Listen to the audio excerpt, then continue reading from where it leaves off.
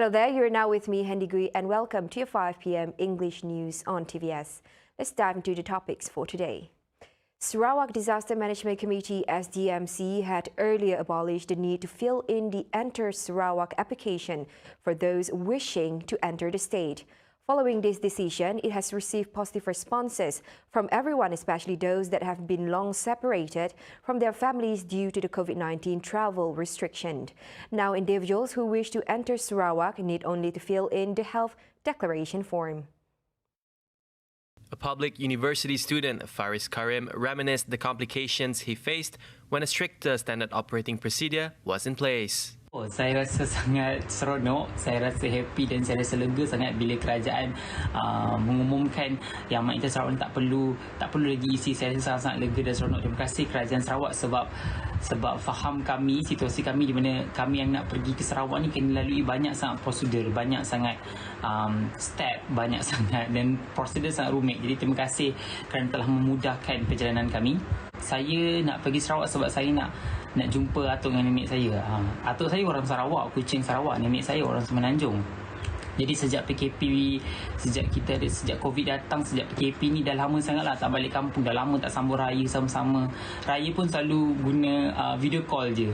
So saya harap raya kali ni saya satu keluarga dapat jumpa atuk nenek saya dekat Sarawak tu.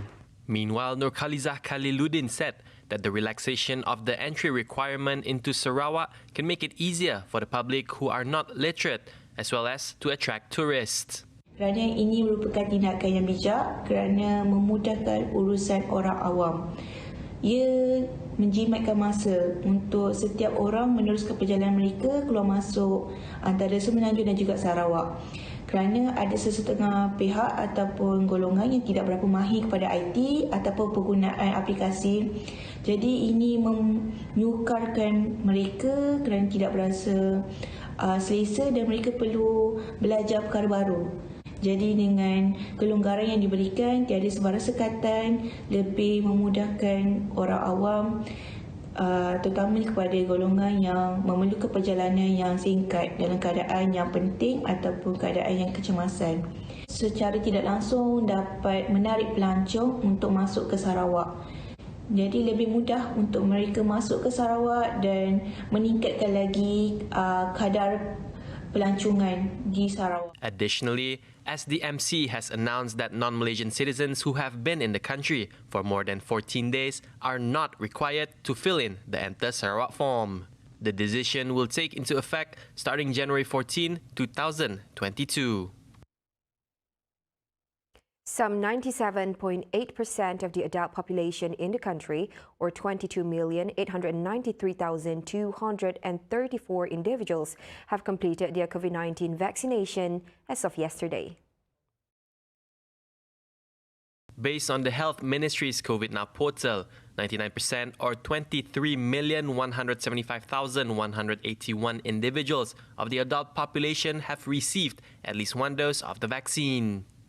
As for the adolescent population, involving those aged between 12 and 17, 90.8% or 2,858,992 individuals have received at least one dose of the vaccine, while 88% or 2,770,412 individuals from the group have completed the vaccination. Sarawak's usage of intensive care unit or ICU beds for COVID-19 patients falls under the second lowest in the country, dropping further to 36.4% yesterday. Furthermore, Sarawak's rate was also way lower than the national ICU bed utilization rate of 54.9% yesterday. Kelantan recorded the highest ICU bed usage at 67.1%, followed by the Klang Valley, Johor, Melaka, and Sabah. Other states that had ICU bed utilization rates lower than the national rate included Perak, Penang, Negeri Sembilan, Terengganu, Kedah, Pahang, and Perlis. Labuan recorded the lowest COVID-19 ICU bed usage at 25%. Now, a total of 46 residents from 5 families in Kampong Seduan Jaya were evacuated to the Dewan Kampong Jeria Temporary Evacuation Centre, or PPS, following the rising floodwaters in the area since Tuesday. Concerned with the plight of the victims, Nangka Assemblyman Dr. Anwar Rapai went to the ground to assist in coordinating assistance to those affected. Anwar said drainage problems and heavy rains have been the main cause of flood in the area, urging those affected to be evacuated immediately. The centre activated on Wednesday until the date to be announced following the floods that occurred in Cebu, especially in Kampong Jeria and Kampong Seduanjaya. Meanwhile, there are no further increase in the number of victims reported by the Cebu Division Civil Defence Force as of Wednesday. The evacuation operation was also assisted by Cebu Fire and Rescue personnel. Now, the declining number of major crime cases were due to the movement restrictions and the COVID-19 pandemic. However, there is a 92.6% increase of cases, which involves commercial crime cases at 2,816 compared to 1,460 cases in 2020, with losses recorded at 70.35 million ringgit. There was a spike of number of cases at 24 in 2021 compared to just 8 cases in the same period in 2020. As such, the crime index in Sarawak was well below the crime case threshold set by Bukit Aman. We have our reporter on the ground earlier. I'm now located at the Sarawak Police Contingent Headquarters, where it has just concluded its Achievement Media Conference for the year 2021. Last year showcased a declining crime trend and patterns with 27% drop in its crime index, recording 4,298 cases as compared to 5,874 cases in 2020. This is a difference of 1,576 cases.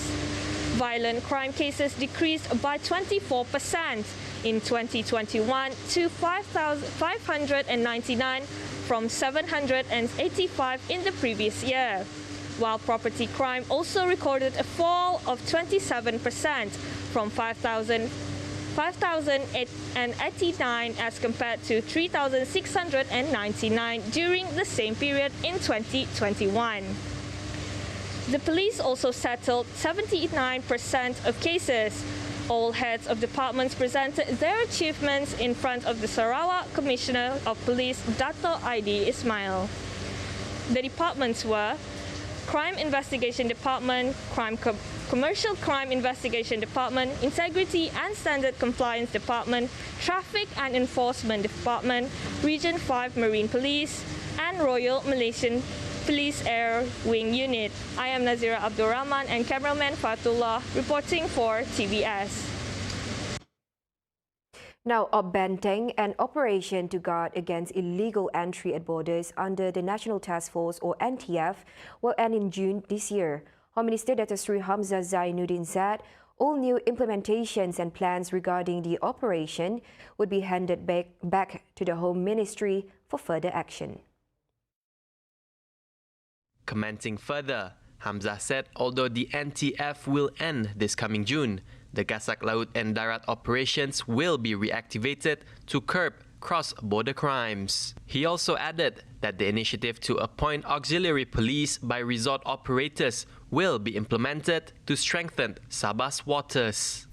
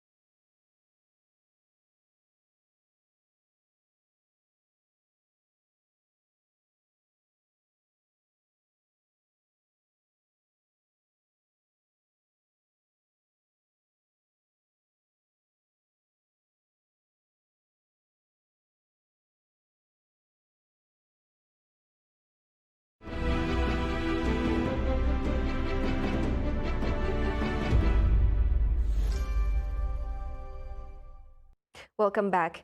The shortage of workers has been identified as the cause of the 20 to 30% decline in the production of fresh fruit bunches.